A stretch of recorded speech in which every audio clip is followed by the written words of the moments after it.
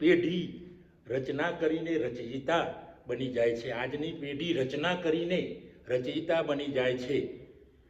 કાલના વિશ્વ માટે, કાલના દેશ માટે મહિમા બની જાય છે। કાલના વિશ્વ માટે, કાલના દેશ માટે મહિમા બની જાય છે। મિત્રો, આજનો મારો વિષય છે આજની પેઢી કાલની રચયિતા। આજની જનરેશન ખૂબ આગળ છે। Don't under estimate power of new generation. Don't under estimate power of new generation.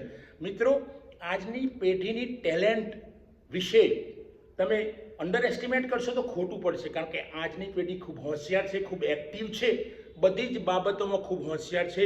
મિત્રો, હું આજની પેઢીની વાત કરીશ તો મોટા લોકો, ઉંમરમાં જે મોટા લોકો છે એમની નવી પેઢી વિશે માન્યતા છે કે આજની પેઢી શું કરી શકશે।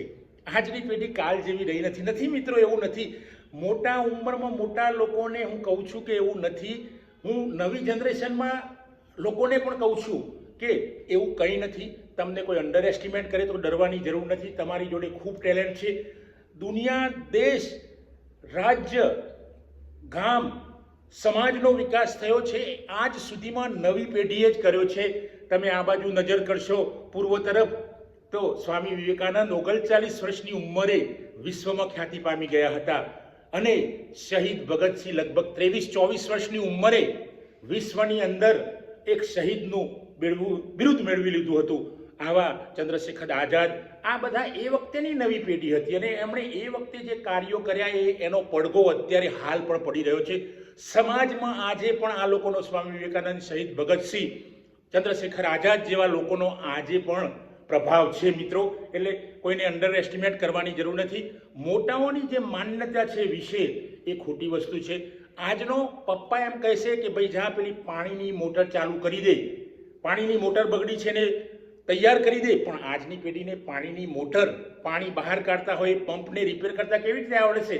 તો પપ્પાના ઓર્ડરનો એ અનાદર નહીં કરે, પણ કહેશે પપ્પા મોટર રિપેર કરતા અથવા તો શરૂ કરતા મને નહીં આવડે, પણ તમે કહેશો તો હું કોમ્પ્યુટર તૈયાર કરી દઈશ। કોમ્પ્યુટર જો તો એના પપ્પા બોલ્યા કે નહીં, કોમ્પ્યુટર નહીં, મોટર। પપ્પા, આજની જનરેશનમાં હું આવું છું, હું મોટર તો ટેકનિશિયન બોલાવીને રિપેર કરી દઈશ, પણ કોમ્પ્યુટર હું કરીશ।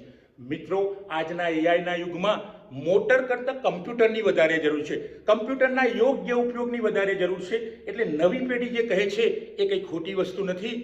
આવી પેઢી તીક્ષ્ણ, બુદ્ધિશાળી છે। નવી આજની પેઢી મિત્રો ખૂબ બુદ્ધિશાળી છે, કારણ કે એક નાનકડા બાળકને કોઈએ પૂછ્યું કે ભાઈ તને ભગવાન મળે તો તું શું માગે?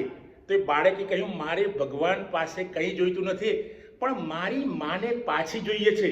એટલે પેલા વ્યક્તિએ પૂછ્યું કે તારી માં ક્યાં ગઈ છે? બહાર ગઈ છે, અથવા તો ક્યાં ગઈ છે, અથવા તો પિયરમાં ચાલી ગઈ? ના, એવું નથી, ઘરમાં જ રહે છે, પણ તે આખો દિવસ મોબાઈલમાં ખોવાયેલી રહે છે। તો મારે મારી મમ્મીને પાછી જોઈએ છે, મારે મારી માની પાછી। જો મિત્રો, આજનું નાનકડું બાળક પણ સમજી શકે છે કે 24 કલાક જો મમ્મી 24 કલાકમાંથી જે સમય મળે છે એમાં મોબાઈલમાં વિતાવતી હોય તો બાળક પણ સમજી શકે છે।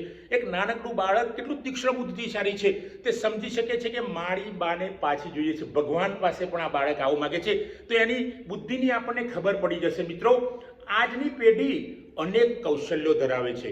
મિત્રો, આજની પેઢીને અંડર એસ્ટિમેટ કરવાની જરૂર નથી। અનેક કૌશલ્યો છે। હું એક તુશીલ ચાવડાની વાત કરું તો તુશીલ ચાવડા ટ્રાન્સલેટરનું સરસ કામ કરે છે। મારી એક પુસ્તક હતી, એ પુસ્તકનું એને ટ્રાન્સલેશન કર્યું। હું ખોવાયો ગુજરાતીમાં હતું, એને એક્સટ્રેસી નામ આપીને, નવું ટાઇટલ આપીને એણે એનું ટ્રાન્સલેશન કર્યું, હું ખોવાયો બુકનું ઇંગ્લિશમાં, અને એણે એ લગભગ મહિનાની અંદર લગભગ 250-300 પાનાના પુસ્તકનું ટ્રાન્સલેશન કરી દીધું। આ તુશીલ ચાવડા માત્ર ટ્રાન્સલેટર નથી, એડિટર પણ છે, ન્યૂઝ એડિટ કરી શકે છે, કોઈ એડવર્ટાઇઝ હોય તો એડિટ કરી શકે, એ જર્નાલિસ્ટ પણ છે। એટલે એક જ વ્યક્તિમાં, તુશીલ ચાવડા નામના એક જ વ્યક્તિની અંદર તમે જોશો તો એડિટર છે, ટ્રાન્સલેટર છે, એ જર્નાલિસ્ટ છે, અને એની સ્પીચ પણ સારી છે। કોમ્યુનિકેશન સ્કિલ પણ તુશીલ ચાવડાની જોરદાર છે। તો મિત્રો, એક જ વ્યક્તિની અંદર 4-5 સ્કિલ રહેલી છે।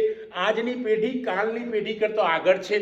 એઆઈના યુગમાં ભલે એ કમ્પ્યુટરનો યુઝ કરતો હશે, મોબાઈલનો ઉપયોગ કરતો હશે, પણ એક પોઝિટિવ બાબત આપણે જોવી જોઈએ કે એ જે કમ્પ્યુટર અથવા તો મોબાઈલનો યુઝ કરે છે સારા રસ્તા માટે, આગળ જવા માટે ઉપયોગ કરે છે, એ પણ ન ભૂલવું જોઈએ। એટલે don't under estimate power of new generation. મિત્ર, દરેક ટેકનોલોજીથી એકદમ અવગત રહે છે. આજની પેઢી ટેકનોલોજીથી એકદમ અવગત રહે છે. એક પિતાએ એના પુત્રને પૂછ્યું, તું કેબી એમબી ને જાણે છે? તો છોકરાએ તો એની ભાષામાં હા, હું કેબી એમબી ને જાણું છું. તો પિતાને ખુશ થઈ ગયા કે મારા દીકરાને તો કેબી એમબી વિશેની ખબર છે. કેબી એટલે કિલોબાઇટ, એમબી એટલે એનો અર્થ આપ્યો, અને ગીગાબાઇટનો અર્થ આપ્યો, અને ટેરાબાઇટનો એને અર્થ આપ્યો. તો પપ્પા વિચારો પડી ગયા. ખુશ થવાની જગ્યાએ થોડાક ગુસ્સે થયા અને કહ્યું કે કેબી એટલે કરશનભાઈ બેચરભાઈની વાત કરું છું, અને એમબી એટલે મફતલાલ બારોટની વાત કરું છું. પપ્પા, તમે તમારી ભાષામાં વાત કરો છો, પેલા દીકરાએ એના પપ્પાને કહ્યું, અને હું મારી ભાષામાં મારી સમજ પૂર્વક તમને સમજણ આપી છે, તમને ઉત્તર આપ્યો છે. પિતા ખુશ થઈ ગયા. એમને ખબર પડી ગઈ કે આજની પેઢી એ કમ્પ્યુટર તરફી છે. એટલે પિતા ખુશ થઈને એને શાબાશી આપી. એના પિતા પહેલાં થોડાક નેગેટિવ હતા, પણ પછી ખબર પડી કે નહીં, મારા દીકરાને કમ્પ્યુટરનું નોલેજ છે, એબી એમબી વિશે જાણે છે, ટીબી વિશે જાણે છે, જીબી વિશે જાણે છે. તો ખુશ થઈ ગયા મિત્રો. તો આજની પેઢી એ ખૂબ આગળ છે મિત્રો. એક શિક્ષકે એક વિદ્યાર્થીને કહ્યું કે આજની જનરેશન તો મોબાઈલમાં પડી રહી છે, આજની પેઢી તો લેપટોપમાં કમ્પ્યુટરમાં પડી રહી છે. અમારા વખતે તો અમે બે મુઠ્ઠીમાં પુસ્તક લઈને વાંચતા હતા, અને આખી દુનિયાની સફર કરતા હતા પુસ્તક દ્વારા. ત્યારે પેલો વિદ્યાર્થી બોલ્યો, સર, તમે તો બે મુઠ્ઠીમાં પુસ્તક લઈને આખી દુનિયા જોતા હતા, પણ આજે અમે એક જ મુઠ્ઠીની અંદર દુનિયાને લઈને ફરીએ છીએ. એક જ મુઠ્ઠીની અંદર એક જ પળમાં દુનિયાની કોઈ પણ માહિતી મેળવી શકીએ છીએ. મિત્રો, સાચી વાત છે. આજના એઆઈના યુગમાં, આર્ટિફિશિયલ ઇન્ટેલિજન્સના યુગમાં આજનો વિદ્યાર્થી મોબાઈલની અંદર દુનિયાની સફર કરી શકે છે. વર્લ્ડ ટ્રેડ સેન્ટર એને જોવું હોય તો જોઈ શકે છે. વર્લ્ડ ટ્રેડ સેન્ટર પર એટેક કેવી રીતે થયો હોય, મિસિસિપી નદી, નાઇલ નદી વિશેની એ તાત્કાલિક માહિતી મેળવી શકે છે. હિમાલયના શિખરની માહિતી એ મેળવી શકે છે. તો આજની પેઢી એ કાલની પેઢી કરતાં આગળ છે મિત્રો. એમાં કોઈ શક નથી. અને આ વસ્તુ પુરવાર પણ થયેલી છે, કારણ કે હું એક અધ્યાપક તરીકે ભણાવું છું વિદ્યાર્થીઓને. તો વિદ્યાર્થી આજની જે જેનજી જનરેશન છે એ કાલની મિલેનિયમ જનરેશન કરતાં આગળ છે. અને એના પછીની તો જે જનરેશન આવશે આલ્ફા, એ તો ક્યાં પહોંચશે આપણને ખબર નથી મિત્રો.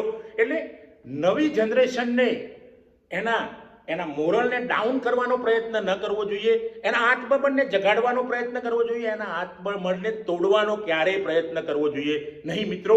આજની પેઢી ખૂબ રસિક છે મિત્રો. આજની પેઢીને જેમ એઆઈમાં રસ છે, એમ ખાવામાં રસ છે, સારી વસ્તુઓ, અને સારી વસ્તુઓ ખાશે, સારી વસ્તુઓ પહેરશે તો કમાવાનો પણ પ્રયત્ન કરશે. એટલે એને રોકવાની જરૂર નથી, કારણ કે જો ખાવાની ઈચ્છા ધરાવતો હશે, સારા કપડાં પહેરવાની, તો એ કમાવાનો પણ પ્રયત્ન કરશે. અને આજની પેઢીમાં એક પોઝિટિવ બાબત એ આવી છે કે લર્નિંગ વાઇલ અર્નિંગ, ભણો અને કમાવો. આ ખાલી ડેવલપ કન્ટ્રીની વાત નથી, પણ ડેવલપિંગ કન્ટ્રીમાં પણ આજની યુવા પેઢી ચાલે છે, અને એ પોતે એવું સમજે છે કે ભણવાની સાથે કમાવવું જોઈએ. એટલે એ દરેક બાબતમાં રસિક થઈ છે. આજની પેઢી એ ફિટનેસનું પણ ધ્યાન રાખે છે.